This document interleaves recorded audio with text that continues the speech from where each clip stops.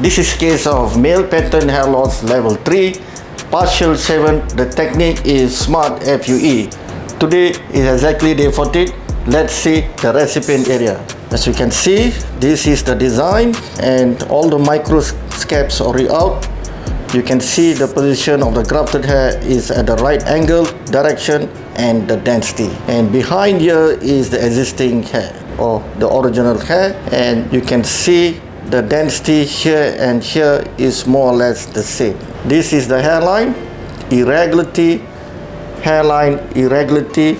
This is the frontal temple angle, and this is the follow-up. We have increased the density here. We call it dense packing here, so that to stop the light of going through.